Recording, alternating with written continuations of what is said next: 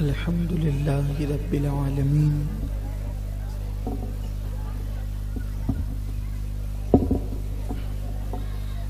والعاقبة للمتقين والصلاة والسلام على سيد الأنبياء والمرسلين وعلى آله وأصحابه الطيبين الطاهرين أما بعد فأعوذ بالله من الشيطان الرجيم بسم الله الرحمن الرحيم ربنا اغفر لنا وإخواننا الذين سبقونا بالإيمان ولا تجعل في قلوبنا غلا للذين آمنوا ربنا إنك رؤوف رحيم صدق الله العظيم.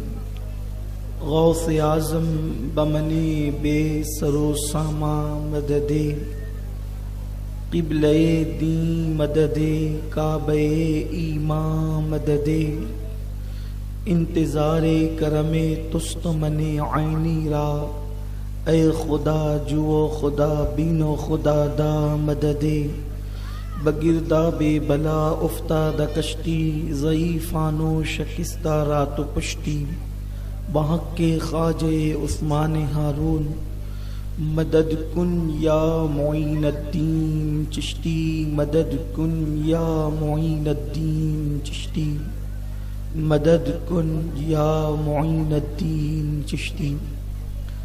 ذوی الاحتشام ذوی الاحترام باصفا علماء کرام ائمہ مساجد حاضرین محفل پردہ نشین ماؤں اور بہنوں السلام علیکم ورحمۃ اللہ وبرکاتہ.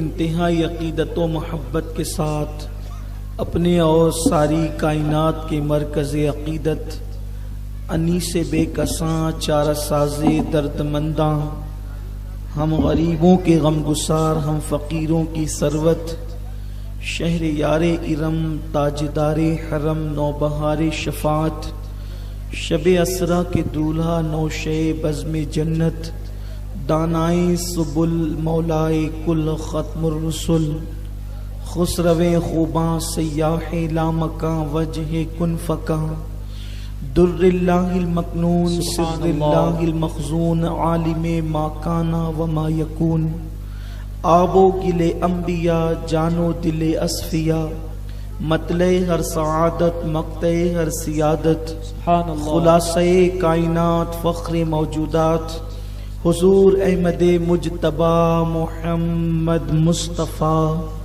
ارواح نافدہ صلی اللہ تعالی علیہ وآلہ وسلم کی بارگاہ بے کس پناہ میں جس طریقے سے میں پڑھا ہوں آپ بھی میرے ساتھ مل کر باواز بلند پڑھیں.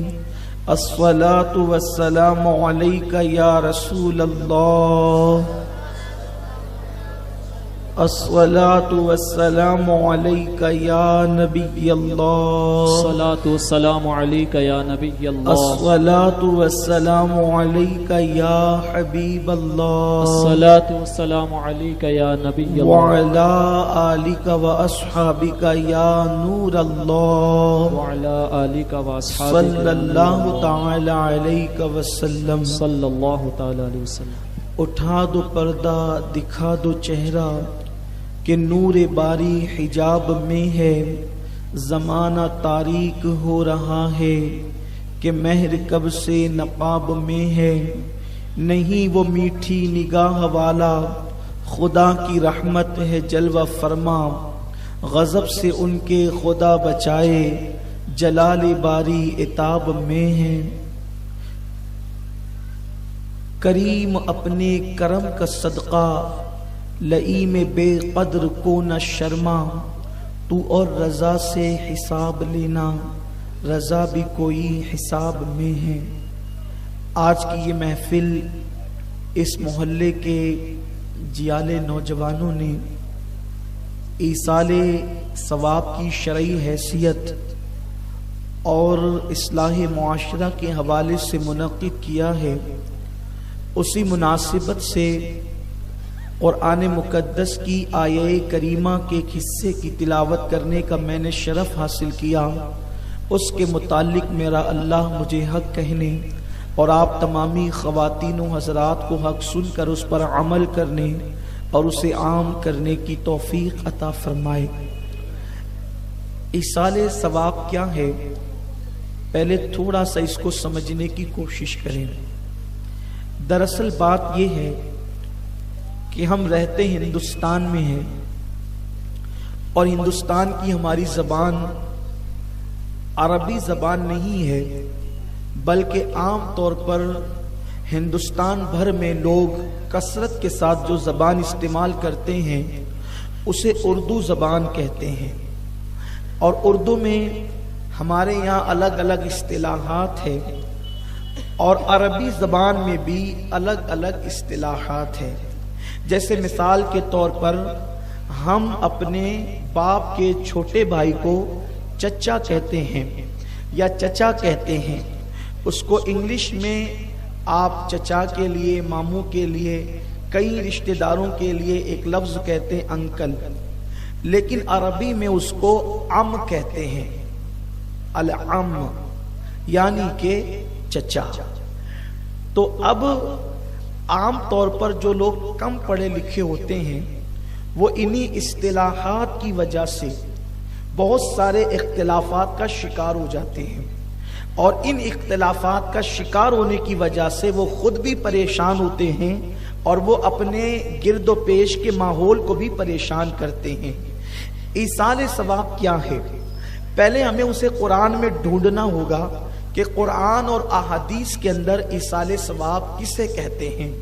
ईसाले सवाब का आसान तरीन मफहूम ये है कि एक बंदा अगर कोई नेक अमल करे और उस नेक अमल को अल्लाह उस पर जो उसे सवाब अता करे, जो उसे अज्र अता करे, उस नेक अमल को वो किसी जिंदे को या किसी मुर्दे को ईसाले सवाब कर दे कि मेरा ये सवाब जो मेरे अल्लाह ने मुझे अता किया है मैं फलां के नाम करता हूँ, इसको कहते हैं ईसाले सवाब।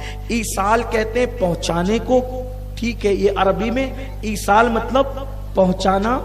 जैसे कि वस्ल का मतलब होता है मिलना, पहुंचना, तो ऐसे ही ईसाल, तो ईसाल अरबी में कहते हैं पहुंचाने को और सवाब का मतलब होता है अज्र, नेकी। तो अब जो अल्लाह ने आपको अज्र दिया उसे आप किसी तक पहुंचाएं, इसको कहते हैं ईसाले सवाब। अब आपकी बात इतनी समझ में आ गई, बहुत आसान सी बात है। देखिए बहुत सारी चीजें ऐसी होती है कि इल्म आ जाए तो बड़ी से बड़ी मुश्किल आसान हो जाती है और इल्म न हो तो आसान सी चीज भी इंसान के लिए मुश्किल हो जाती है। तो ईसाले सवाब और अरबी में ईसाले सवाब, तो अब उसका मतलब क्या हुआ कि अल्लाह ने जो आपको अज्र दिया, जो सवाब दिया, वो किसी तक पहुंचाना, इसको कहते हैं ईसाले सवाब। अब ईसाले सवाब आप जिंदे को भी पहुंचा सकते हैं और आप मुर्दे को भी पहुंचा सकते हैं। शर्त यह है कि वो सिर्फ मुसलमान होना चाहिए, यानी आप किसी मुसलमान को अपने सवाब का, अपने अज्र का फायदा पहुंचा सकते हैं। अब आइए इसकी कुरान में क्या हैसियत है, इसकी हदीस में क्या हैसियत है, हम उसका जायजा लेते हैं, फिर आपको पता चलेगा। आप उसके नतीजा खुद निकालेंगे। नतीजा मैंने नहीं निकालना है, नतीजा आपने निकालना है कि फिर ये जायज है या नाजायज है। अपने अमल से किसी को फायदा पहुंचाना, अपने नेक अमल से किसी को फायदा पहुंचाना, इसको क्या कहते हैं? ईसाले सवाब। अब ये ईसाले सवाब हम कहां कहां करते हैं, नाम बदल रहा है लेकिन है ईसाले सवाब ही। जैसे मिसाल के तौर पर किसी मुसलमान का इंतकाल हो जाए तो उस मुसलमान की हम नमाज़े जनाजा पढ़ते हैं। ये नमाज़े जनाजा भी ईसाले सवाब की एक शक्ल है। वो कैसे कि जब हम नमाज पढ़ते हैं, एक बंदा इंतकाल कर गया, एक बंदा दुनिया से कूच कर गया, अब ना वो नेकी कर सकता है ना वो गुनाह कर सकता है, अब वो कुछ कर नहीं सकता। लेकिन हम क्या करते हैं, एक मुसलमान का, एक कलमा पढ़ने वाले का हम पर हक है कि जब उसका इंतकाल हो जाए तो हम उसकी नमाज जनाजा अदा करें। नमाज जनाजा अदा करना ये फर्ज अलल کفایہ ہے، یعنی بستی کے لوگ اگر چند لوگ اس کو پڑھ لیں تو یہ ساری بستی پر سے ادا ہو گیا، اور اگر کسی نے بھی نہیں پڑھا تو پوری بستی کے لوگ گنہگار ہوں گے کہ آپ نے اس میں شرکت کیوں کی۔ لیکن آپ جب جنازے کی نماز پڑھنے کے لیے جاتے ہیں تو فائدہ کیا ہوتا ہے؟ اللہ کے حبیب صلی اللہ علیہ وآلہ وسلم فرماتے ہیں جس میت کے نماز جنازہ میں 40 مومن جمع ہو جاتے ہیں اللہ تبارک و تعالی اس مردے کی مغفرت فرما دیتا ہے۔ اب آپ اندازہ فرمائیں 40 لوگوں نے مل کر کے ایک مومن کی سفارش کی اللہ کی بارگاہ میں، تو بولو اس کی برکت سے اس کی مغفرت ہوئی کہ نہیں ہوئی؟ اب یہاں پر یہ شیش محل بدعقیدگی کا چکنا چور ہو جاتا ہے کہ انسان جو کرے اس کے لیے وہی ہے، دوسرے کا عمل ایک انسان کو فائدہ نہیں پہنچا سکتا۔ تو اگر کسی کا عمل کسی کو فائدہ نہیں پہنچا سکتا تو نماز جنازہ پڑھنے کا عمل تو زندے کا ہے، بولو اس نے مردے کو فائدہ پہنچایا کہ نہیں پہنچایا؟ جب نماز جنازہ کی برکت سے ایک مسلمان بخش دیا گیا تو بولو اس کا فائدہ اس کو ملا کہ نہیں ملا؟ تو اب جب نماز جنازہ کا فائدہ اس مردے کو ملا تو پھر لا الہ الا اللہ محمد الرسول اللہ پڑھ کر اس مردے کو میں نے ایصال ثواب کر دیا تو اس کلمے کا ثواب بھی اس کو مل گیا اور میرے ثواب کے اندر کوئی کمی نہیں ہوئی۔ پھر اس یہی نہیں بلکہ کبھی کبھی تو مردہ بھی زندے کو فائدہ پہنچاتا ہے، مردہ بھی زندے کو فائدہ پہنچاتا ہے۔ آج کل دراصل اسکول کالج کے پڑھنے والے چھوکرے ہر چیز کو وہ دماغ سے عقل سے تولتے ہیں، ہر چیز عقل سے تولنے کی نہیں ہوتی۔ اگر ہر بات آپ عقل سے سمجھیں گے تو بہت ساری چیزیں جو آپ کے دماغ میں نہیں آئے گی۔ مذہب اس کو کہتے ہیں کہ کبھی کبھی عقل کو تنہا بھی چھوڑ دینا چاہیے۔ مذہب اس کو دیکھو، ایک مثال آپ کو بتا دوں، آپ اسلام کی بہت ساری باتیں عقل کے ترازو پہ تولو گے تو آپ کو سمجھ میں نہیں آئے گی، لیکن انکار کرو گے تو کافر ہو جاؤ گے۔ جیسے یہ آپ کا کون سا محلہ ہے جی؟ گلشیر نگر ہے۔ گلشیر نگر میں اگر حافظ رفیق صاحب گلی میں بھاگنے لگے تو آپ حافظ رفیق صاحب کے بارے میں کیا رائے قائم کریں گے؟ یہ کیسا حافظ ہے، یہ بھاگ رہا ہے؟ حافظ مقصود صاحب بھاگے، کوئی اور نیک شریف آدمی بھاگے تو آپ کیا کہیں گے؟ کیسا آدمی، غیر سنجیدہ آدمی، غیر شریف آدمی، یہ اس کو بھاگنا زیب دیتا ہے، عالم ہے، حافظ ہے، امام ہے، ٹھیک ہے نا؟ اس کا مطلب شریف آدمی کا بھاگنا آپ کے نزدیک کیا ہے؟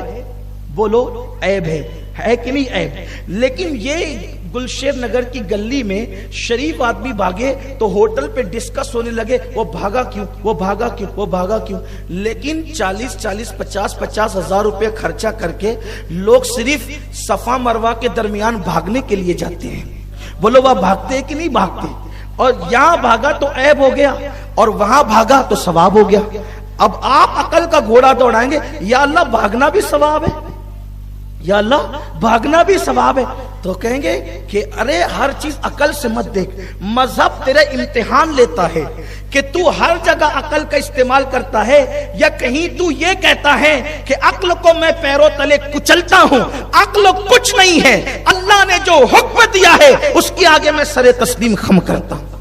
یہ پیلر ہے، پیلر، ٹھیک ہے، یہ پیلر، اس کو اگر کوئی امام صاحب پتھر اٹھا کر کے مارے تو آپ کہیں گے امام صاحب ٹھیک تو ہے نا، بیوی سے جھگڑا کر کے یہ غصہ آپ پیلر پہ کیوں اتارتے ہیں؟ یہ کوئی کہے گا نا کہ آپ کیا کر رہے ہیں، یہ پیلر کو آپ پتھر مار رہے ہیں، کوئی بات ہے آپ کی؟ آپ پاگل تو نہیں ہوگے، آپ کی عقل کم تو نہیں ہوگی؟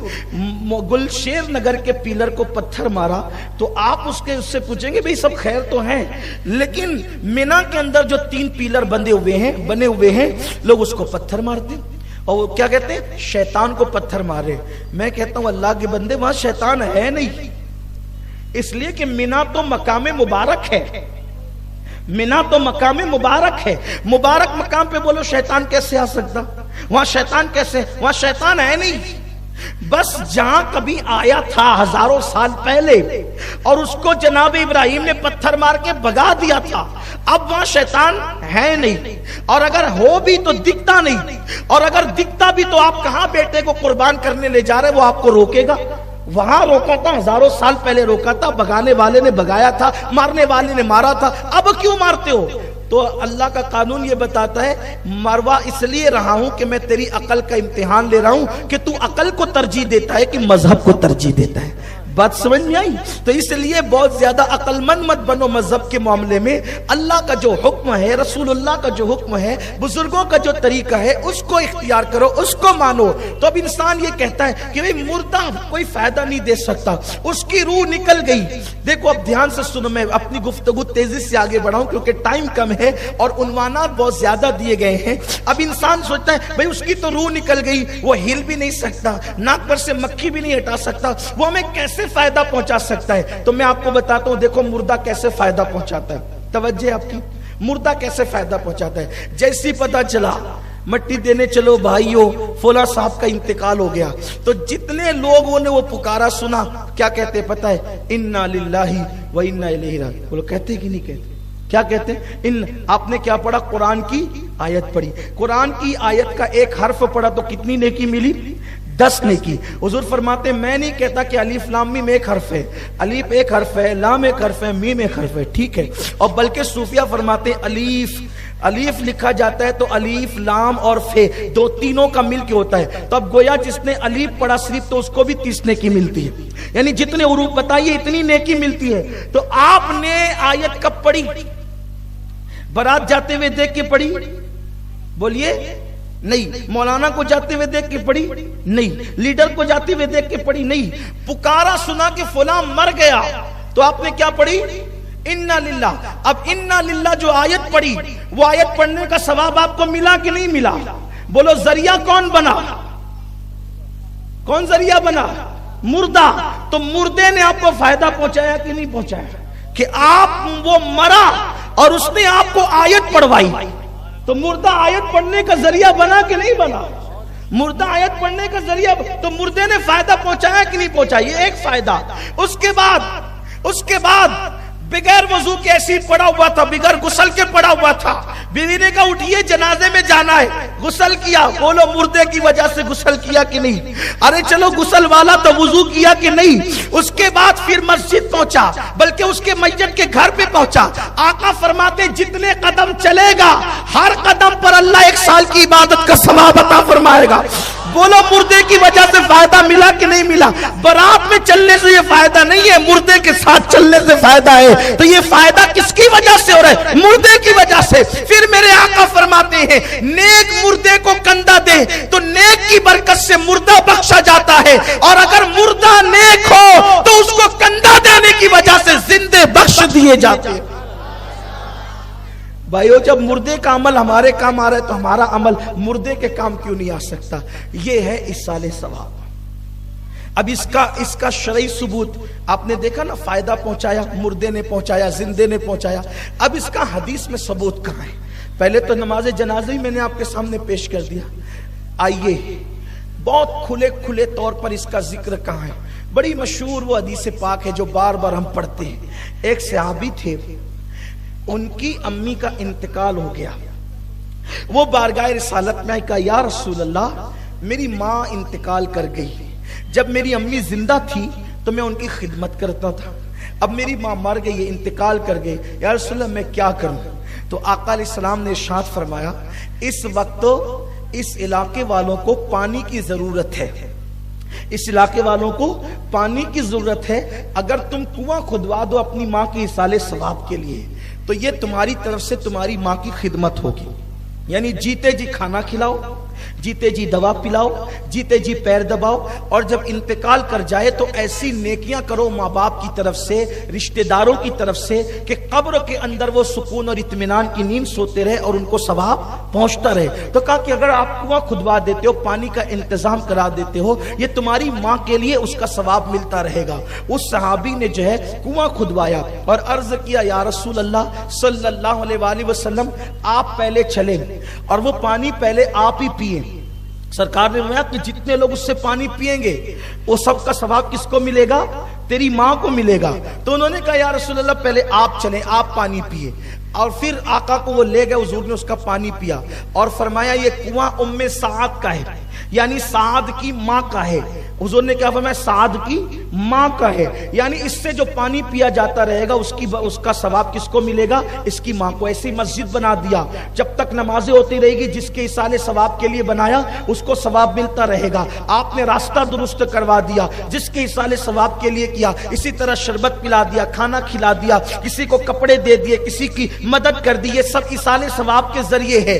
अब यहाँ एक खास बात, कुछ लोग जबरदस्ती के मुत्तकी बनते हैं कि चलो ठीक है, मुर्दों को इसाले सवाब के लिए उनका खाना खिला सकते हैं, मुर्दों की तरफ से खाना खिला सकते हैं, पानी पिला सकते हैं, शरबत पिला सकते हैं, लेकिन उसको मालदार लोग नहीं खा सकते, उसको जो वो सिर्फ गरीब लोग खा सकते, मालदार नहीं खा सकते। मैं आपसे पूछना चाहता हूं, अल्लाह के रसूल सल्लल्लाहु अलैहि वसल्लम को माज़अल्लाह गरीब कहना ये जायज नहीं है, क्योंकि हुजूर के पास दौलत बहुत थी।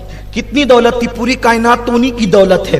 आका फरमाते अगर मैं चाहूं तो ये पहाड़ सोने और चांदी के मेरे साथ बन करके चले।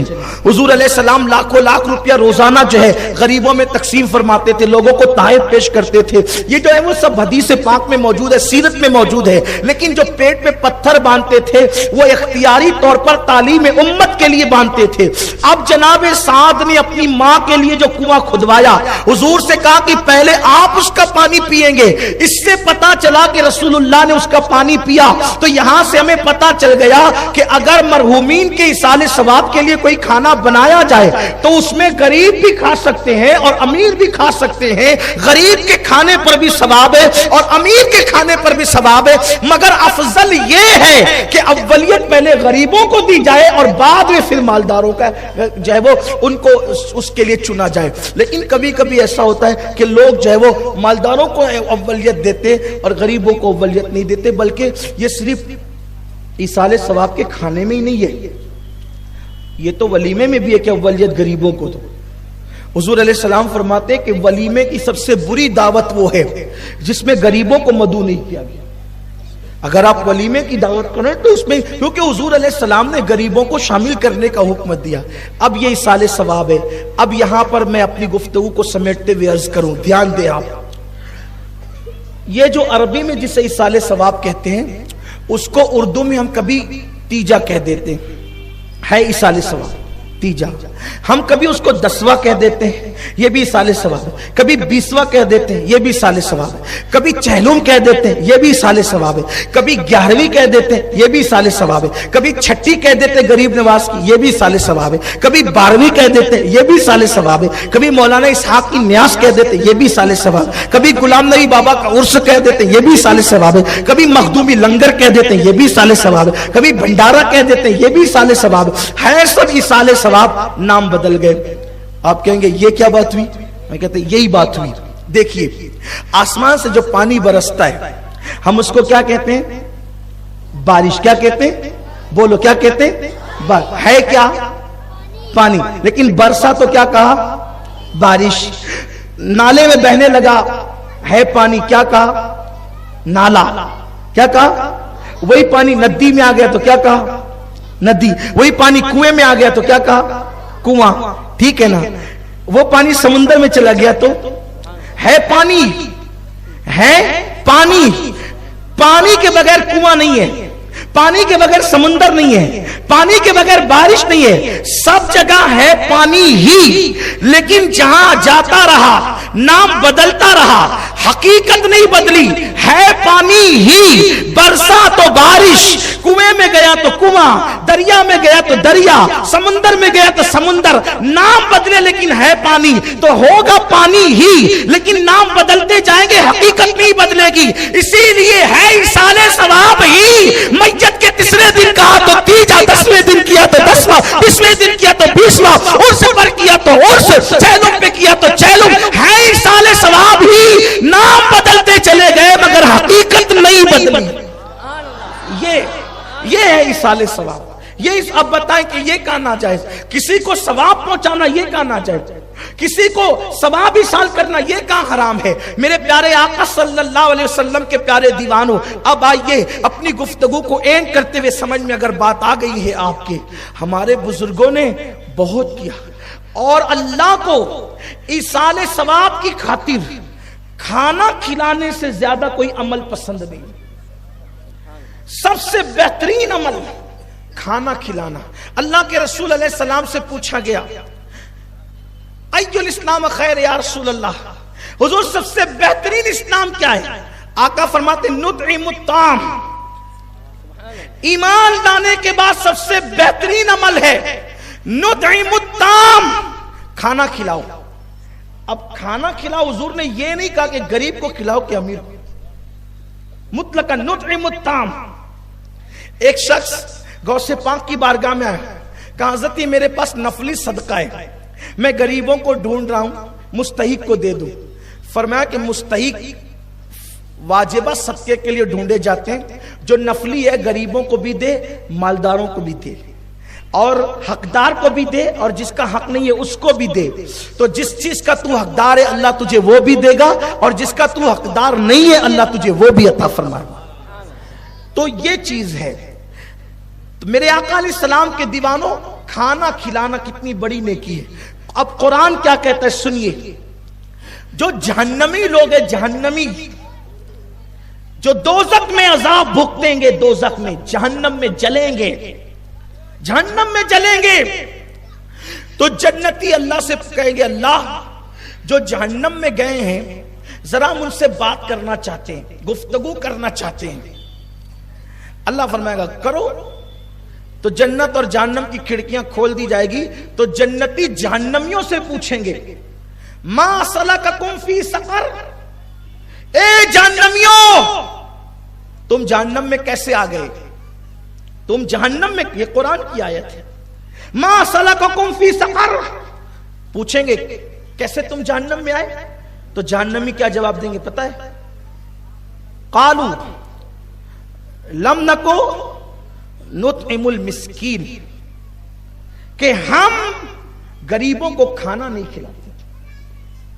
اور پھر آگے اور بھی صفات ہے کہ غریبوں کو کھانا نہیں کھلاتے تھے، نماز نہیں پڑھتے تھے۔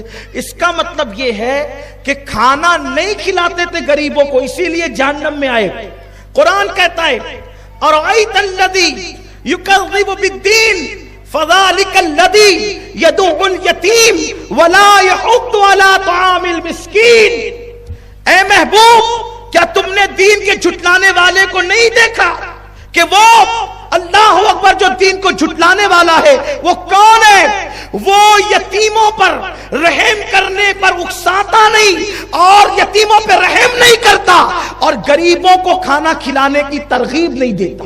یعنی خود تو کھلاتا ہے جنتی، اور دوسروں کو بھی ترغیب دیتا ہے کہ تم بھی کھلاؤ۔ روکنے والا جہنمی ہے، اللہ کا قرآن کہہ رہا ہے، اور اس کی ترغیب دینے والے جنتی ہے، اللہ کا قرآن کہہ رہا ہے۔ اب مجھے بتاؤ، ہم 11ویں کے نام پر اگر امت مسلمہ کو کھانا کھلائے، چھٹی کے نام پہ امت مسلمہ کو کھانا کھلائے، ہم یا اللہ اکبر 12ویں کے نام پہ امت مسلمہ کو کھانا کھلائے، تو یہ ہمارے گھر کی گڑی ہوئی بدعت نہیں ہے، بلکہ قرآن کہتا ہے کہ جس نے دین کو قبول کیا ہے وہ خود بھی کھلائے گا، اور لوگوں کو کہے گا کہ تم بھی کھلاتے رہو۔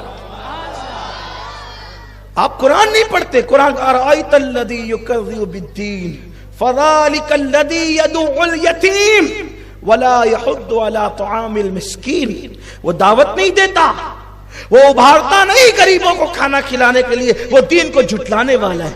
بھائیو کب تک صرف کھاتے ہی رہو گے؟ کبھی کھلانے کی بھی تو بات کرو، کبھی کھلانے کی بھی تو ترغیب دو۔ اسی لیے اہل سنت و جماعت اولیاء اللہ سے وابستہ لوگ ہیں۔ ہمارے بزرگوں نے لنگر کھلائے، بابا فرید کا لنگر چلتا رہا، غریب نواز کی خانقاہ سے لنگر چلتا رہا، غوث العظم دستگیر کے یہاں تو اب بھی جاری ہے، غریب نواز کے یہاں بھی اب بھی جاری ہے۔ یعنی کھلاتے رہو اور فلاح پاتے رہو، کھلاتے رہو اور فلاح پاتے رہو۔ کیوں؟ میرے آقا فرماتے ہیں اگر تم نے کسی مسلمان کو ایک لقمہ کھلایا تو تمہارے اور جہنم کے درمیان 70,000 سال کا فاصلہ پیدا کر دیا جاتا ہے، اور ایک روایت میں 70 سال کا فاصلہ پیدا کر دیا جاتا ہے۔ جب ایک لقمہ کھلانے کی برکت یہ ہے تو پیٹ بھر کھلانے کی برکت کیا؟ تو اب آپ کہیں گے کہ روز کھلانا چاہیے، بالکل کھلانا چاہیے، لیکن اتنی مصروفیت کا دور ہے کہ بچوں کو ساتھ میں لے کے ہم نہیں کھا پاتے، تو روزانہ کس کو کھلا پائیں گے؟ بہت مصروف ہے انسان، بہت بیزی ہو گیا ہے۔ تو ہمارے بزرگوں نے بتا دیا بھیا روز روز نہیں کھلا پائے گا تو چل 11ویں کے بہانے کھلا، غریب نواز کی چھٹی کے بہانے کھلا، मखदूम सिमना की 28वीं के बहाने खिला, इमाम अहले सुन्नत की 25वीं के बहाने खिला, साबिर पाक की 13वीं के बहाने खिला। बस बहाना चाहिए नेकी का, तो ये है इसाले सवाब और उसकी बरकत। एक हदीस पढ़ूं, शरह सुदूर के अंदर ये हदीस मौजूद है। शरह सुदूर में हदीस क्या मौजूद है? इसाले सवाब की बरकत हदीस है। आका फरमाते मेरी उम्मत मरहुमा है। आका इरशाद फरमाते मेरी उम्मत मरहुमा। मरहुम किसको कहते हैं? हमारी इस्तिलाह में मरहुम मुर्दे को कहते हैं, लेकिन मरहुम का मतलब मुर्दा नहीं होता, बल्कि मरहुम का मतलब होता है जिस पे रहम किया गया, जो काबिल रहम हो। आका फरमाते मेरी उम्मते मरहुमा है। आका फरमाते जब मेरी उम्मत कब्र में जाएगी तो वो गुनहगार होगी, और जब वो कब्र से निकलेगी तो वो मगफिरत याफ्ता होकर, यानी गुनाहों से पाक और साफ होकर के निकलेगी। सहाबे किराम ने अर्ज किया, या रसूल अल्लाह, मरने वाला तो तौबा नहीं कर सकता, इस्तिगफार नहीं कर सकता, नेकी नहीं कर सकता, कब्र में गया तो गुनहगार, और कब्र से निकला तो नेक बनकर कैसे निकला, मगफिरत याफ्ता बनकर कैसे निकला? आका फरमाते हैं मोमिनों के इस्तिगफार की बरकत से, कि मोमिनीन ने उनके लिए इस्तिगफार किया, उसकी बरकत से अल्लाह ने उसके गुनाहों को माफ फरमा दिया। ये है जो है वो इसाले सवाब की शरई हैसियत, जो कुरान में भी और हदीस में भी। नाम बदलते हैं, नाम के चक्कर में इंसान परेशान हो जाता है। आइए एक हदीस और पढ़ता हूं और अपनी गुफ्तगू आगे बढ़ती है। अपना अमल मुर्दों को फायदा पहुंचाता है। बस इस हदीस को पे पढ़कर कुछ उस पे तफसीरा करके अपनी गुफ्तगू तमाम कर देंगे, खत्म कर देंगे। और आपसे ये कहता हूं, हदीस पढ़ने से पहले इसलिए अपने माँ बाप को मरने के बाद ऐसी लावारिस मत छोड़ा करो, उनके लिए इसाले सवाब करते रहो। सरकार अलैहिस्सलाम ने फरमाया, नफिल नमाजें पढ़ के उनको इसाले सवाब करो, सदका देकर उनको इसाले सवाब करो। मगर वो लोग जो बेचारे जीते जी माँ बाप के नहीं होते, वो मरने के बाद क्या होंगे? ये सारी चीजें तो उनके लिए है जिनके दिल अल्लाह ने नरम किए हैं, जिनके दिलों के अंदर नरमी है।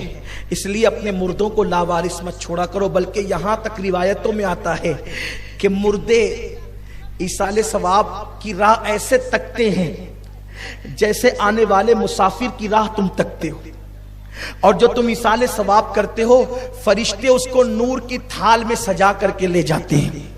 इमाम जलालुद्दीन सुयूती की शरह सुदूर में इस पर मुकम्मल बाब बांधा गया है। बल्कि एक वाकया उन्होंने ये भी नकल किया कि एक बुजुर्ग ने ख्वाब देखा कि कब्रिस्तान के अंदर, वो कब्रिस्तान में थे, वही ख्वाब देखा कि कब्रिस्तान के अंदर से मुर्दे निकल रहे हैं और फरिश्ते नूर के थाल ला करके उनको तकसीम कर रहे हैं। तो उन्होंने पूछा कि क्या कयामत आ गई? का कयामत नहीं आई, बल्कि इस कब्रिस्तान में जो मुर्दे लेटे हुए हैं उनके किसी रिश्तेदार ने इनको इसाले सवाब किया, तो नूर के थाल में सजा करके इनको पेश किया जा रहा है। तो ये बहुत अजीम सी बात है। बल्कि इसाले सवाब करने के लिए बहुत लंबा चौड़ा पढ़ने की जरूरत नहीं है। एक बार दुरूद शरीफ पढ़ दो तो भी उसकी बरकतें आपके मुर्दों को मिल जाती है। या मुझे एक बहुत प्यारा सा वाकया याद आया हदीस पाक पढ़ने से पहले। एक मर्तबा का वाकया है, एक खातून की एकलौती बेटी थी, उसका इंतकाल हो गया। उसके इंतकाल के बाद वो खातून बड़ी याद करती थी अपनी बेटी को, परेशान रहती थी। एक मर्तबा जो है वो हजरत सैयदना बायजीद बुस्तामी रहमतुल्लाह अलैह की बारगाह में गई और जाने के बाद अर्ज कर लगी, ए सुल्तानुल आरिफीन, मेरी बेटी का इंतकाल हो गया है, मेरी बेटी दुनिया से कूच कर गई है, मेरी बेटी किस हालत में है, मैं परेशान हूं कि मैं उसको देखूं तो सही हूं किस हालत में है। उस बुजुर्ग ने एक अमल बताया, तुम ये जा करके अमल करो, इंशाअल्लाह तुम्हारी बेटी तुम्हारे ख्वाब में आकर बताएगी कि वो किस हालत में है। फिर उसने वो अमल किया, वजीफा पढ़ा, और वजीफा पढ़ने के बाद फिर क्या हुआ कि वो सो गई। तो उसने ख्वाब में क्या देखा कि उसकी बेटी जो है वो जहन्नम के अजाब में मुब्तला है, डामर का लिबास उसको पहनाया गया है, उसके गले में तोक है और वो चीख और चिल्ला रही है। ऐसे में वो जो है वो माँ थी ना, तो इस हालत में बेटी को देखा तो चीख करके उठ गई, और उठने के बाद देखा तो ख्वाब था। वो हजरत बायजीद बुस्तामी के पास गई, हजरत मेरी बेटी बहुत अजाब में है, मैंने उसको अल्लाह के अजाब में गिरफ्तार देखा है। अल्लाह हू अकबर। फिर क्या हुआ, दूसरे दिन हजरत बायजीद बुस्तामी रहमतुल्लाह ताला अलैह جب سوئے تو آپ نے خواب میں ایک لڑکی کو دیکھا جس کے سر پہ جنت کا تاج ہے اور وہ جنت کے باغوں کے اندر ٹہل رہی ہے، جنت کے باغوں کے اندر وہ ٹہل رہی ہے۔ اللہ اکبر، وہ ہے حضرت بایزید نے پوچھا اے بیٹی تو کون ہے، کون خوش نصیب ہے؟ کہنے لگی بابا میں ایک غمزدہ ماں کی بیٹی ہوں، میری جس ماں نے مجھے کل جہنم کے دہکتے ہوئے شعلوں میں دیکھا تھا، جہنم کے عذاب میں دیکھا تھا، میں اسی غمگین ماں کی بیٹی ہوں۔ تو بایزید بسطامی نے پوچھا بیٹی کل تو اللہ کے عذاب میں گرفتار تھی، تیری ماں نے تجھے عذاب میں دیکھا، آج تیرے سر پہ جنت کا تاج کیسے، آج تیرے وجود پہ جنت کا لباس کیسے، آج تو جنت کے باغوں میں کیسے ٹہل رہی ہے؟ تو اس بچی نے کہا بابا اصل میں بات یہ ہے کہ جس قبرستان میں میری قبر ہے، جس قبرستان میں میری قبر ہے، اس قبرستان سے ایک عاشق رسول گزرا اور اس نے چلتے چلتے مصطفیٰ جان رحمت پر عشق و محبت میں ڈوب کر کے ایک بار درود پڑھا اور اس درود کا ایصال ثواب ساری قبر والوں کو کر دیا، تو اس درود کی برکت سے اللہ نے ساری قبروں سے عذاب اٹھا لیا۔ یہ بات ہے۔ اور ایک بات آپ سے کہتا ہوں، دیکھیے جو ہمارے دنیا کے پڑھے لکھے لوگ ہیں نا وہ سمجھتے نہیں، لیکن کچھ باتیں وہ بھی کہتے ہیں کبھی کبھی مگر سمجھتے نہیں ہیں۔ حدیث قرآن نہیں پڑھتے نا تو ایسی کچھ بھی اپنی اٹکل سے باتیں کرتے ہیں۔ ہم کیا کہتے ہیں بھائی جس نے حافظ قرآن اپنے بچے کو بنایا تو قیامت کے دن اللہ اس کے ماں باپ کے سر پہ کیا سجائے گا؟ تاج سجائے گا۔ اب آپ میں پوچھتا ہوں کہ اس کا باپ حافظ قرآن تھا کیا؟ بولیں، بولو بھائی نہیں تھا نا، پھر اس کو تاج کیوں ملا؟ بیٹا حافظ قرآن بنا، تو بولو جب بیٹے کا حافظ قرآن بننا باپ کو فائدہ پہنچایا کہ نہیں پہنچایا؟ یہ بھی تو ایصال ثواب ہے، یہ بھی تو ایصال ثواب ہے۔ تو اس طرح قرآن اور حدیث کے اندر ایصال ثواب آیا ہے، اس لیے ایصال ثواب کرتے رہو اور فلاح پاتے رہو۔ اپنے مردوں کے مرحومین کے نام سے ایصال ثواب کرو، بزرگوں کے نام پہ، اپنے پیروں کے نام پہ، اپنے مشائخ کے نام پہ، انشاءاللہ اس کی برکتیں ملتی رہے گی۔ اور بہت طویل داستان 14 صدیوں سے یہ ایصال ثواب کا سلسلہ چلتا آ رہا ہے۔ اب کبھی کبھی یہ بات کہی جاتی ہے کہ ہم پیش کرتے ہیں، نیاز بناتے ہیں، زردہ بناتے ہیں، پلاؤ بناتے ہیں، بریانی بناتے ہیں، کھچڑا بناتے ہیں، شربت بناتے ہیں، یہ سب ان تک پہنچتا ہے کیا؟ وہ تو آپ ہی کھاتے ہو۔ تو ایک آسان سی بات ہے، اگر آپ نے قرآن پڑھا تو قرآن کے اندر سورۃ الحج کے اندر ایک آیہ کریمہ ہے، اللہ فرماتا ہے کہ تمہارا قربانی کا گوشت اور خون یہ اللہ تک نہیں پہنچتا۔ بولو قربانی کس کے لیے کرتے ہو؟ کس کے لیے کرتے ہو؟ اللہ کے لیے۔ اور کباب بنا کے خود کھاتے ہو، ہے نا؟ بڑی بڑی ڈش بنا کے کھاتے ہو، تو قربانی اللہ کے لیے کی تو پھر گوشت بھی آپ کو اللہ کے لیے چھوڑ دینا چاہیے، لیکن ایسا نہیں ہوتا۔ ہم کیا کرتے؟ خود کھاتے، ثواب بھی ملتا ہے۔ تو اللہ نے یہ مسئلہ پہلے ہی حل کر دیا۔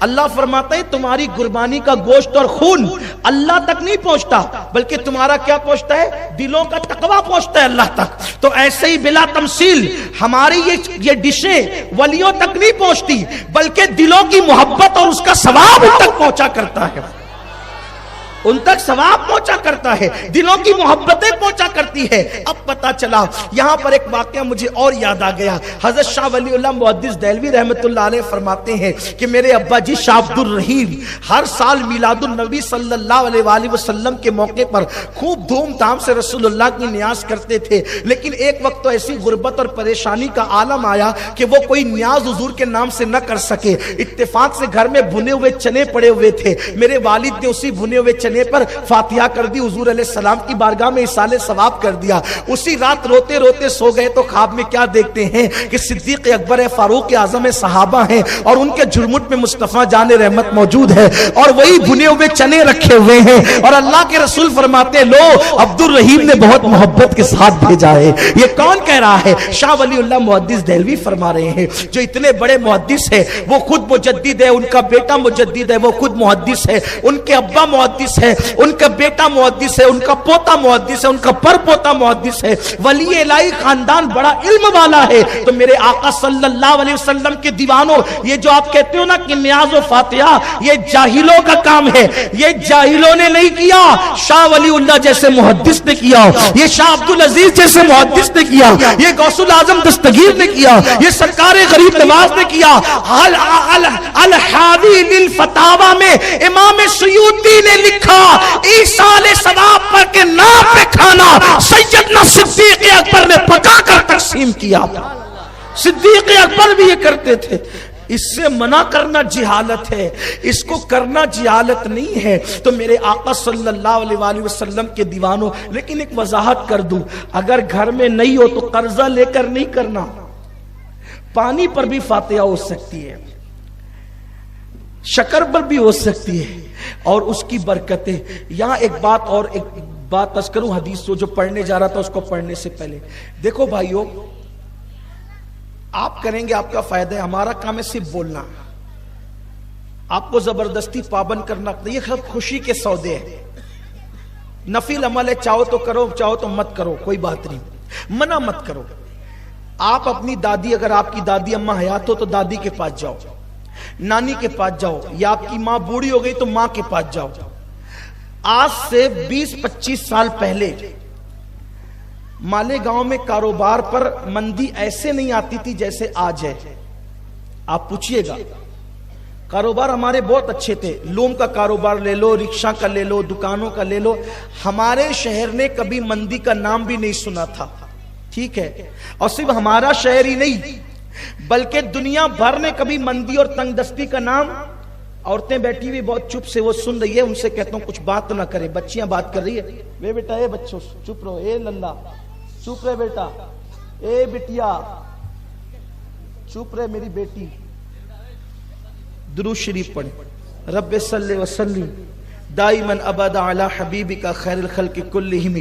توجہ فرمائیں، دنیا بھر نے کبھی بھی مندی کا نام نہیں سنا تھا آج سے 25-30 سال پہلے، برکت ہی برکت تھی، برکت ہی برکت تھی۔ کیوں برکت تھی؟ اس کی اصل وجہ تو اللہ جانے، اس کا رسول، اس کے بتائے سے، اس کے مقبول بندے جانے، لیکن میرے جو سمجھ میں آتا ہے وہ یہ ہے کہ ہر جمعرات کو ہر مسلمان کے گھر میں چاہے پانی ہو، چاہے شکر ہو، چاہے میٹھی چیز ہو، اس کے نام، چاہے وہ جمعرات کے دن رسول اللہ کے نام پہ، غوث پاک کے نام پہ، غریب نواز کے نام پہ، اولیاء اللہ کے نام پہ، ہر جمعرات کو ہر گھر میں فاتحہ ہوتی تھی۔ اب ہر گھر میں فاتحہ ہونے کی برکت کیا تھی؟ جب نبی کا نام گھر میں لیا جاتا تو نبی کا نام فاتحہ کے بہانے گھر میں لیا جاتا تو اس کی برکت کیا ہوتی تھی؟ آدم نے جب نام محمد لیا تو اللہ نے ان کی مشکل کو دور کر دیا۔ ہم نام محمد فاتحہ کے نام پہ جب ہر جمعرات گھر میں لیتے تھے تو اللہ اس کی برکت سے مصیبتوں کو دور فرما دیا کرتا۔ غوث پاک کا نام لیا جاتا، غریب نواز کا نام لیا جاتا تھا۔ میرے آقا فرماتے، عبداللہ ابن عباس کی روایت ہے کہ اصحاب کہف کا نام لیا جائے تو گھر میں چوری نہیں ہوگی، آگ نہیں لگے گی۔ ارے اصحاب کہف کا نام لے لو تو اتنی برکت ہوتی ہے، خود محمد رسول اللہ اور ان کی اہل بیت کا نام لو، ان کی اصحاب کا نام لو تو گھروں میں برکت نہیں ہوگی تو کیا ہوگی؟ جب سے تم نے بند کر دیا نا ایصال ثواب، پھر دیکھو تمہارے گھروں کا حال کیا ہوگی۔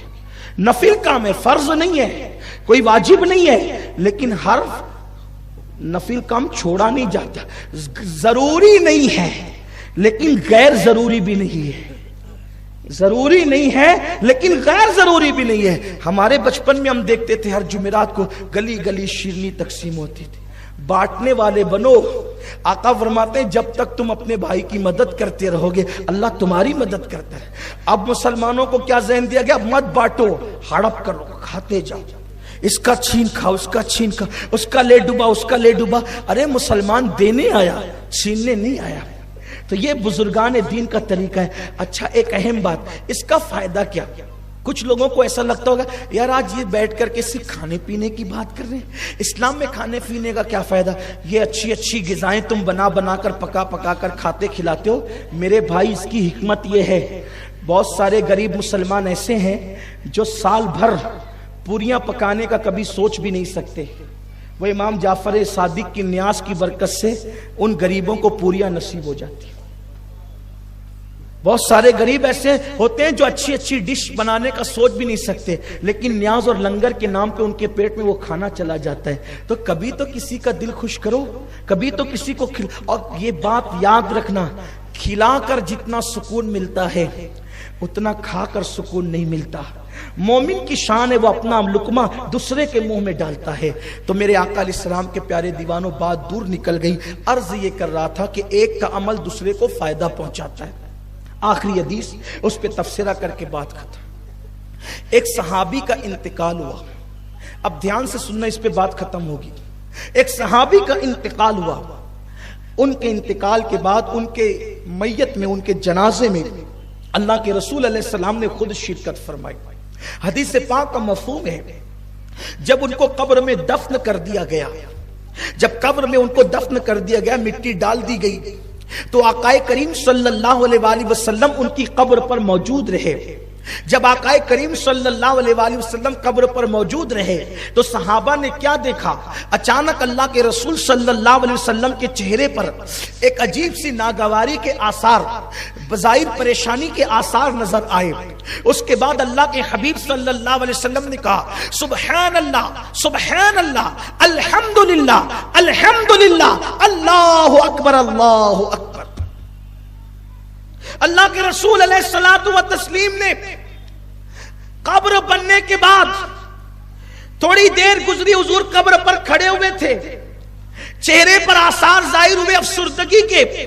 سرکار نے تسبیح پڑھی، تکبیر پڑھی، اللہ رب العزت کی کبریائی بیان کی. پھر کیا ہوا؟ آقا کریم صلی اللہ علیہ وسلم کا چہرہ کھلنا شروع ہوا، اور ایسے کھل گیا جیسے گلاب کھلتا ہے یا 14ویں رات کا چاند جیسے تمتماتا ہے، ویسے حضور کے چہرے پہ خوشی کے آثار ظاہر ہوئے. پھر حضور وہاں سے نکلے. بہت عبرت والی بات ہے. صحابہ نے پوچھا آقا آپ نے جب یہ میت دفن ہو گئی اور آپ کھڑے تھے تو آپ کے چہرے کا رنگ اچانک بدل گیا، سرکار اس کی وجہ کیا تھی؟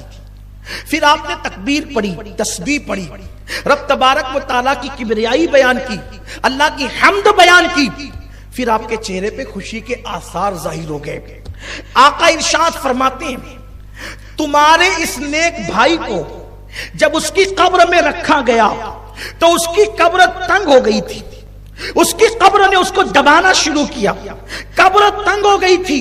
جب میں نے قبر کو تنگ دیکھا تو میں نے اللہ کی تکبیر پڑھی، رب کی حمد کی، رب کی تسبیح بیان کی. اللہ اکبر. آقا ارشاد فرماتے میری تکبیر پڑھنے اور تسبیح پڑھنے کی برکت سے اس کی قبر پھر کشادہ ہو گئی، اس کی قبر کشادہ ہو گئی. ایک مسئلہ حل ہو گیا.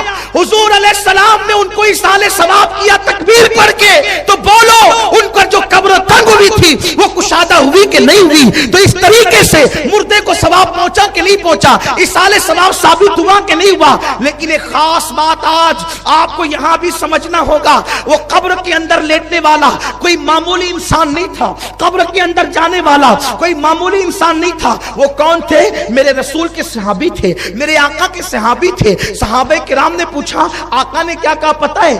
تمہارے اس نیک بھائی پر، تمہارے اس نیک بھائی پر، یعنی وہ گنہگار نہیں تھے بلکہ وہ نیک تھے. پھر ان کی قبر تنگ کیوں ہو گئی؟ ان کی قبر شارٹ کیوں ہو گئی؟ ان کی قبروں نے ان کو دبایا کیوں؟ اللہ اکبر. قبر تنگ ہونے کی وجہ کیا تھی؟ تو صحابہ نے عرض کیا آقا جب یہ نیک ہے تو ان کی قبر تنگ کیوں ہوئی؟ قبر تنگی کی وجہ کیا ہے؟ تو آقا ارشاد فرماتے ہیں حدیث سے پاک کا مفہوم ہے کہ یہ بڑا نیک تھا لیکن یہ پیشاب کے چھینٹوں سے نہیں بچتا تھا. بعض مفسرین نے لکھا ہے کہ اصل میں وہ صحابی بکریاں چراتے تھے، اور بکری چراتے چراتے کبھی کبھی لاشعوری طور پر بکریاں جب پیشاب کرتی تھی تو وہ پیشاب کے چھینٹے ان کے کپڑوں پہ لگ جاتے تھے، ان کے بدن پہ لگ جاتا تھا، یعنی وہ پیشاب کے چھینٹوں سے نہیں بچتے تھے.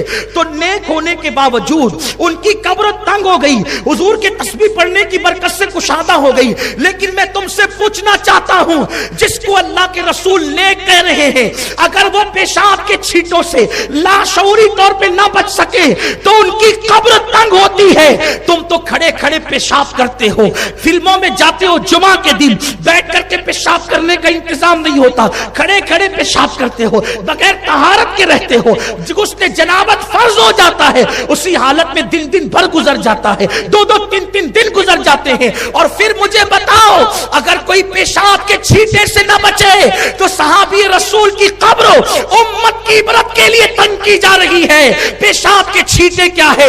ارے چند چلو پانی سے پیشاب کے چھینٹے دھلے جا سکتے ہیں. وہ دھلنے والی ناپاکی سے اگر صحابی نہیں بچ رہے ہیں تو تعلیم امت کے لیے ان کی قبر تنگ کی جا رہی ہے، وہ گناہ جس کو 7 سمندر کا پانی بھی دھل نہیں سکتا، تم ان گناہ سے نہیں بچ رہے ہو، بتاؤ تو ہماری قبروں کا حال کیا ہوگا، ہماری قبروں کے معاملات کیا ہوں گے؟ اللہ اکبر۔ آج مسلمان قبر کے حوالے سے اس قدر بے باک ہو گیا، قبر کی فکر ہی نہیں۔ اذان ہو رہی ہے، مستی مذاق کرتے ہوئے چوک پر بیٹھے ہوئے ہیں، نکڑوں پر بیٹھے ہوئے ہیں، گھروں کے اندر فلمیں دیکھ رہے ہیں، سیریل دیکھ رہے ہیں، موبائل کے اندر گیم کھیل رہے ہیں، موبائل میں ڈوب چکے ہیں، کوئی کیرم کھیل رہا ہے، اللہ اکبر، کوئی شراب کے اڈوں کو آباد کر رہا ہے۔ ارے بکری کے پیشاب کے چھینٹے اگر قدم پر لگ جائے، جسم پر لگ جائے تو قبر تنگ ہو رہی ہے۔ وہ شراب جو پیشاب کی طرح ناپاک ہے، تم اپنے حلق کے اندر اتارو گے تو تمہاری قبروں کا انجام کیا ہوگا، تمہاری قبروں کا حال کیا ہوگا؟ آج مسلمان اتنا بے باک ہو گیا کہ دنیا کی رنگ ریلیوں میں ڈوب کر کے قبر کو بھول گیا۔ یاد رکھنا، قبر وہ قبر ہے جہاں پر کسی کا خاندان نہیں دیکھا جاتا، قبر وہ قبر ہے اللہ اکبر جہاں کسی کی خوبصورتی نہیں دیکھی جاتی، کسی کی وجاہت نہیں دیکھی جاتی، کسی کی مال و دولت نہیں دیکھی جاتی۔ قبر انسان کو چاروں طرف سے دباتی ہے۔ اللہ کے رسول علیہ الصلوۃ والتسلیم فرماتے ہیں کہ جب بے نمازی کو اس کی قبر میں رکھا جاتا ہے تو جب قبر اس کو چاروں طرف سے دباتی ہے تو چاروں طرف سے اس کی پسلیاں آپس میں ایسے مل جاتی ہے۔ یہ انگلی کر کے اللہ کے حبیب نے انگلیوں کا اشارہ کر کے بتایا، دونوں طرف کی پسلیاں آپس میں مل جاتی ہے۔ اے میری قوم کے جوانوں، کیرم کلب میں بیٹھ کر کے وقت ضائع کرنے والوں، شرائط پر تاش کے پتے کھیلنے والوں، حرام لقمہ اپنے پیٹ میں ڈالنے والوں، ایک وقت وہ جلد آنے والا ہے۔ موت کی تلوار تمہارے سروں پر بھی لٹک رہی ہے، موت کی تلوار میرے سر پہ بھی لٹک رہی ہے۔ بولو ہم نے کیا تیاری کی ہے؟ آج مال و دولت کی محبت میں اتنے غافل ہو گئے کہ قبر کو بھول گئے۔ میرا اللہ قرآن میں فرماتا ہے الہاکم التکاثر حتی زرتم المقابر، مال کی زیادہ طلبی نے تمہیں ہلاک کر دیا یہاں تک کہ تم قبر کے دہانے تک پہنچ گئے۔ آج نہ حلال دیکھا جا رہا ہے نہ حرام دیکھا جا رہا ہے، الگ الگ انداز سے کاروبار کیے جائے۔ اگر مال کمانے کے لیے کسی کا قتل کرنا پڑے تو آج کا مسلمان قتل بھی کر رہا ہے، مال کے لیے کسی کا گھر اجاڑنا پڑے تو آج کا مسلمان گھر بھی اجاڑ رہا ہے، مال کمانے کے لیے اللہ رسول کی نافرمانی کرنی پڑے تو آج کا مسلمان اللہ رسول کی نافرمانی بھی کر رہا ہے۔ میرے بھائیوں، آخر بتاؤ تو کتنی گارنٹی لے کر آئے ہو، کب تک جیو گے؟ حلال مال کمانے والے مال اپنی قبروں میں نہیں لے جائیں گے تو حرام کمانے والے لے جائیں گے اپنی قبر میں مال۔ کیوں جا رہی ہے میری قوم نشے کی طرف؟ کیوں جا رہی میری قوم حرام کی طرف؟ لوگوں کا حال ہی ہو گیا، 10 روپے قرضہ دے، کل 15 لا کر کے دوں گا، یہ سود ہے۔ کچھ تو ایسے نکامے کہ بیٹھے رہتے ہیں ہوٹل پہ، ہوٹل کی کرسیاں توڑتے رہتے، بیوی جائے برتن جھاڑو کرنے اور یہ ننگے نواب، یہ اپنی استری نہیں ٹوٹنی چاہیے۔ اسلام بوجھ بننے کی بات نہیں کرتا، اسلام بوجھ اٹھانے کی بات کرتا ہے۔ مرد وہ نہیں ہے جو بیوی کی تنخواہ پر گزارا کرے، مرد وہ ہے جو خود کما کر کے دوسروں کا بوجھ اٹھائے۔ لوگ بڑی بڑی باتیں کرتے ہیں، حرام مال کماتے ہیں، بیٹھے رہیں گے، وہ آ رہا ہے، وہ نہیں ہے وہ ہے، وہ نہیں ہے وہ ہے، اچھا شرط لگا، وہ نکلا تو تو چائے پلائے گا۔ اسلام میں شرط لگانے کی کیا گنجائش ہے؟ نہیں، کچھ نہیں۔ کچھ لوگ ایسے گھنٹوں گیم کھیلتے موبائل پہ بیٹھے ہوتے، کھلونا بنا لیا موبائل کو، ناجائز ہے، ٹائم برباد کر رہے ہو۔ سوچو قبر، صحابی رسول کی قبر صرف پیشاب کے چھینٹوں سے نہ بچے، قبر تنگ ہو گئی۔ اور صحابی کسے کہتے ہیں؟ اولیاء سے بڑا مرتبہ صحابہ، بڑے سے بڑا ولی صحابی کے قدم تک نہیں پہنچ سکتے۔ جب ان کی قبر صرف پیشاب کے چھینٹے سے، وہ بھی جان بوجھ کے نہیں، لاشعوری طور پر، ہماری قبریں کیا ہوگی؟ ہم نے تو شراب کو حلق کے اندر ڈالا ہے جو پیشاب کی طرح ناپاک ہے۔ وہ کتا گولیوں کی نشے میں ڈوبے، لت میں ڈوبے، سود کے ناپاک حرام لقمے اپنے حلق کے اندر ڈالے، کسی کا قتل کیا، کسی کا دل دکھایا۔ جانتے ہو اگر قبر کی تیاری کرو گے تو بھی مرنا ہے، اور تیاری نہیں کرو گے تو بھی مرنا ہے۔ قبر میں جاؤ گے نہ بیوی آئے گی نہ بچے، نہ مال نہ منال، نہ دوست نہ احباب۔ میرے بھائیوں، جن دوستوں سے تم نے دل لگایا ہے نا، ان میں سے بہت سے وہ ہوں گے جو آپ کی میت میں بھی نہیں آئے۔ بولیں گے یار دکان پہ بیٹھنے والا کوئی نہیں ہے، پلیز ذرا سا تھوڑا اگر جنازہ مؤخر کر دیتے تو اچھا ہوتا۔ ہنسنے کی بات نہیں ہے، قبر میں اکیلے جانا ہے، اکیلے، اور وہاں صرف عمل پوچھا جائے گا، عمل، اعمال کام آئیں گے، کیا کیا تیاری کی ہے۔ اللہ نے ہمیں دنیا میں ٹائم پاس کرنے کے لیے نہیں بھیجا، دوسروں کا مذاق اڑانے کے لیے نہیں بھیجا، آوارہ گردی کرنے کے لیے نہیں بھیجا، عورتوں پہ بدنظری کرنے کے لیے نہیں بھیجا، کسی کا گھر اجاڑنے کے لیے نہیں بھیجا۔ اگر ایک چھوٹی سی نیکی رستے سے تکلیف دینے والی چیز کو ہٹا کے نیکی کر سکتے ہو تو کر لو، قبر میں کام آئے گی۔ ایک پیسہ کسی غریب کی جھولی میں صدقے کے طور پہ ڈال سکتے ہو تو ڈال دو، قبر میں کام آئے گا۔ ہم نے قبر کی کیا تیاری کی؟ اللہ کے حبیب صلی اللہ علیہ وآلہ وسلم فرماتے ہیں قبر جنت کے باغوں میں سے ایک باغ ہے یا جہنم کے گڑوں میں سے ایک گڑا ہے، تم پر چھوڑ دیا گیا، اب تم اپنی قبر کو کیا بناتے ہو بناؤ، یا جنت کے باغوں میں سے باغ بنا لو یا جہنم کے گڑوں میں سے گڑا بنا لو۔ قرآن کہتا ہے الذی خلق الموت والحیات لیبلوکم ایکم احسن عملا، اللہ نے زندگی اور موت پیدا کر کے تم سے امتحان لیا ہے، کون تھوڑی سی زندگی کو پا کر اچھا عمل کرتا ہے۔ اچھے اعمال کے لیے آئے ہو، اچھا عمل کرو، کیوں پاپ کرتے ہو، کیوں گناہ کرتے ہو؟ جس وقت موت آئے گی میرے بھائیوں، آج تم اپنی جوانی پر غرور کر کے کیا نہیں کر رہے ہو، آج تم اپنی زندگی پہ تکبر کر کے وہ کون سا گناہ جو ہماری زندگی میں موجود نہیں ہے۔ مذاق میں بھی جھوٹ بولنا حرام ہے، جھوٹ اپنی عادت بن گئی، ایسا مت کرو۔ اپنی گفتگو کو اختتام پر لے جاتے ہوئے کہوں، قبر کیا ہے صرف اتنا سمجھ لینے والا انسان قبر کی تیاری کرے گا۔ بات قبر کی آ گئی ہے تو میں عرض کروں، وہاں کا تو دن بھی رات سے خطرناک ہے میرے بھائیوں، وہاں کا دن بھی رات سے خطرناک ہے، تو وہاں کی رات کا عالم کیا ہوگا؟ اگر اپنے کمرے میں ہم ہو، لائٹ آف ہو جائے، لائٹ چلی جائے، پنکھے بند ہو جائے تو اپنا 10 بائی 10 کا کمرہ ہمیں پریشان کرنے لگتا ہے۔ اپنے کمرے میں چپکلی چوہا دیکھ کر ہم ڈرتے ہیں، 10 بائی 10 کے کمرے میں اندھیرے میں اور گرمی میں اپنا من نہیں لگتا، ہم باہر نکل کر کے آتے ہیں۔ جب قبر میں اندھیرا ہوگا، قبر میں گرمی ہوگی، قبر میں تاریکی ہوگی تو باہر نکل کر جاؤ گے کہاں؟ قبر میں ٹھنڈک لانا ہے، نماز پڑھو، نماز پڑھ کے آقا کی آنکھوں کو ٹھنڈک پہنچاؤ، نمازی بنو۔ سب کے لیے ٹائم ہے، رب کے لیے ٹائم نہیں۔ کب تک گناہ کرو گے؟ کب تک گناہ کرو گے؟ اللہ کے حبیب صلی اللہ علیہ وآلہ وسلم غیب دا نبی فرماتے ہیں جب مردے کو اس کی قبر میں رکھ دیا جاتا ہے تو لوگ اس کے منہ پر مٹی ڈال کر جب پلٹتے ہیں تو مردہ ان کو حسرت سے دیکھتا اور کہتا ہے بھائی تو بھی جا رہا ہے، چچا تو بھی جا رہا ہے، ابا آپ بھی جا رہے ہیں، دوستو تم بھی جا رہے ہو، لیکن کوئی اس کی بات سننے والا نہیں ہوتا، حتیٰ کہ وہ قدموں کی آہٹ سنتا ہے اور حسرت سے دیکھتا ہے کہ کاش میں نے ان سے دل نہ لگایا ہوتا۔ سب سے دل لگانے والوں، رب سے دل کب لگاؤ گے؟ سب کے لیے وقت نکالنے والوں، رب کے لیے وقت کب نکالو گے؟ جن لوگوں کو یہ معرفت نصیب ہو گئی وہ اپنی قبروں کی راتوں کو درست کرنے کے لیے پوری رات روتے تھے۔ اور یاد رکھنا، جنہوں نے قبر کی تیاری کی انشاءاللہ ان کی قبر جنت کے باغوں میں سے ایک باغ ہوگی، ان کے لیے جنت کا بستر بچھایا جائے گا، ان کے لیے جنت کا بستر بچھایا جائے گا اور کہا جائے گا نم کا نومت العروس، سو جا ایسے جیسے پہلی رات کی دلہن سوتی ہے۔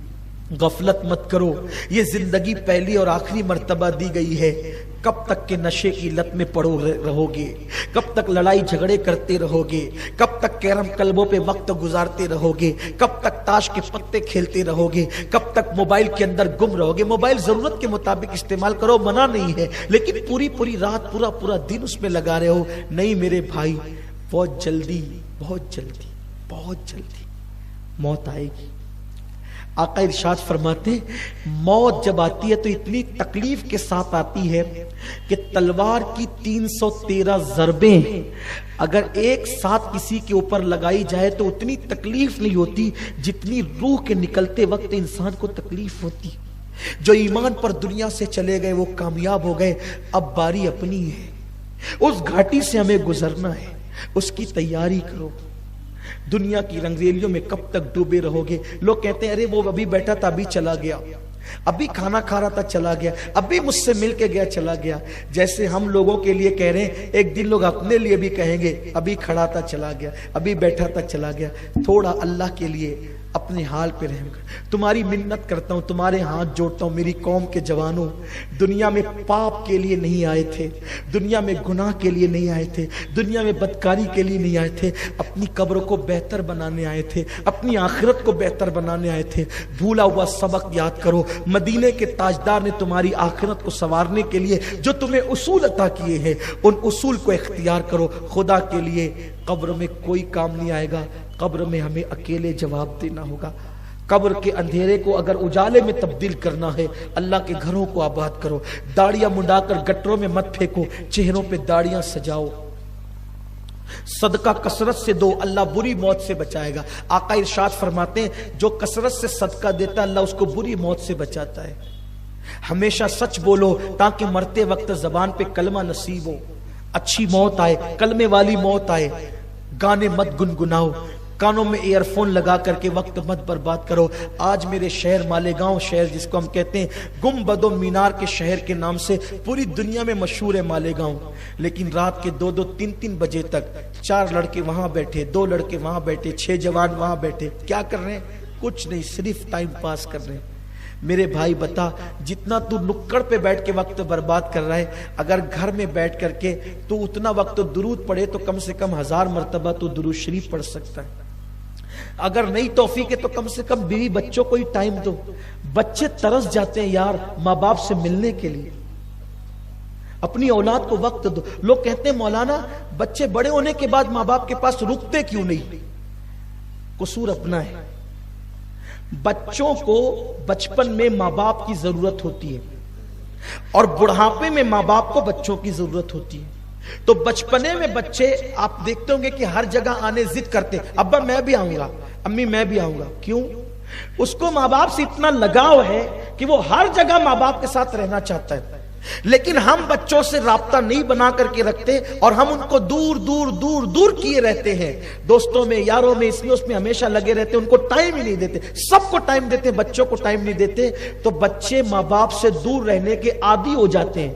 پھر وہ اتنے عادی ہو جاتے ہیں کہ جب ہمیں ضرورت پڑتی ہے بڑھاپے میں تو پھر وہ ہمارے قریب نہیں آتے۔ اس لیے اپنے بچوں کو بھی ٹائم دو، اپنی بیوی کو بھی ٹائم دو، یہ بھی عبادت ہے۔ ایک بچے کا بہترین دوست اس کا باپ ہو سکتا ہے، اس کی ماں ہو سکتی ہے۔ ٹائم دو، وقت دو۔ اللہ کے رسول علیہ السلام اتنی مصروفیات کے باوجود اپنے اہل خانہ کو ٹائم دیتے تھے۔ حضرت سیدنا سلمان فارسی کہتے ہیں حضرت فاروق اعظم نے بھی کہا کہ میں ایک بار حضور کے گھر گیا تو میں نے دیکھا حضور نے گھٹنے ٹیک دیے، ہاتھ ٹیکے ہوئے ہیں اور حضور اس طرح چل رہے ہیں اور امام حسین ان کی پیٹھ پہ بیٹھے ہوئے ہیں اور کہتے ہیں نانا میرے گھوڑے کی لگام کہاں ہے؟ تو حضور نے منہ میں ڈورا لے کر کے وہ ڈورا امام حسین کو پکڑا دیا ہے، اور ایک حدیث ہے کہ حضور نے اپنی زلفیں ان کو پکڑا دی ہے۔ کیا کبھی ہم بھی اپنے بچوں کے ساتھ ایسے کھیلتے؟ ہم نے کبھی بھی بچوں کو، یہ امام حسین کی فضیلت اپنی جگہ ہو گئی، لیکن ہمیں اس سے اسوہ کیا ملا کہ ہم نے بھی تو کبھی بچوں کے ساتھ بچہ بن کے کھیلنا ہے۔ رات کے 3-3 بجے تک نکڑ پہ بیٹھو گے تو بچوں کو ٹائم کب دو گے؟ اور بیٹھنے کا فائدہ کیا ہے؟ حیرت ہے کہ تمہیں لوگ آ کر کے کہتے ہیں کہ گھروں میں جاؤ، تم لوگوں کو سکھانے آئے تھے، دنیا آج تمہیں سکھاتی۔ کیا دین آ گئے؟ آج مسلمان جتنا بدنام ہے اتنا کوئی بدنام نہیں ہے۔ کتنا رونا رویا جائے، کتنی بات کہی جائے، ارے نئی نیند آتی کتاب پڑھو، گھر میں جا کے قرآن پڑھو، تفسیر پڑھو، دینی کتاب پڑھو، حضور کی سیرت پڑھو، اللہ کے حبیب علیہ الصلوۃ والتسلیم کی سیرت طیبہ کا مطالعہ کرو، وقت کا صحیح استعمال کرو۔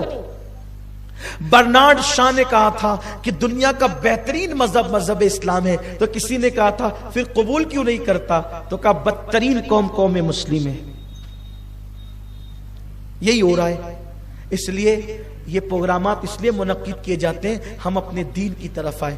سنی دعوت اسلامی کا مقصد آپ کو دین کے قریب کرنا ہے, اپنے مذہب کے قریب کرنا ہے, مسلک کے قریب کرنا ہے, بھولا ہوا سبق آپ کو یاد دلانا ہے. الحمدللہ اس علاقے میں ہمارے مبلغین درس دیتے ہیں اور لوگوں کو دین کے قریب کرتے ہیں, نمازیں سکھاتے ہیں. انشاءاللہ تبارک و تعالی اس علاقے سے 28 اور 29 دسمبر کو قافلہ نکلنے والا ہے. قافلہ جو نکلتا ہے اس میں بنیادی باتیں سکھائی جاتی ہے, بھولا ہوا سبق یاد دلایا جاتا ہے, آخرت کی فکر دلائی جاتی ہے, بہت ساری چیزیں سکھائی جاتی ہے. آپ سے میری گزارش ہے کہ اگر اللہ نے آپ کو وقت دیا ہے تو آپ اللہ کی راہ میں 2 دن کے لیے نکلے, قافلے میں اپنا نام لکھائیں. ہمارے مبلغین سفید امامے پر آپ کے درمیان موجود ہیں. اگر آپ قافلے میں سفر کرنا چاہتے ہیں 28 اور 29 دسمبر کو انشاءاللہ قافلہ یہاں سے روانہ ہوگا اس علاقے سے. آپ نام لکھائیں, ایک مرتبہ آپ قافلے میں سفر کریں گے تو آپ کو پتہ چلے گا کہ قافلے میں کیا کیا سکھایا جاتا ہے اور اس کی لذت کیا ہے. انشاءاللہ آگے آپ خود اس کے لیے اپنے آپ کو تیار کریں گے. اللہ تعالیٰ سے دعا کرتا ہوں اللہ ہماری دنیا اور آخرت کو سنوار دے. گفتگو کے درمیان کوئی غلطی ہو تو اللہ معاف کرے. استغفر اللہ ربی من کل ذنب واتوب الیہ. السلام علیکم. رسالت کے پروانوں ہر سنیچر کو بعد نماز عشاء سنی دعوت اسلامی کے عالمی مرکز اسماعیل حبیب مسجد میں سنی اجتماع ہوتا ہے. تو آپ حضرات پابندی کے ساتھ اس میں شرکت فرمائیں. سنی دعوت اسلامی کی website sunni dawat islami.net پر وزٹ کریں اور بہت ساری دینی معلومات حاصل کریں.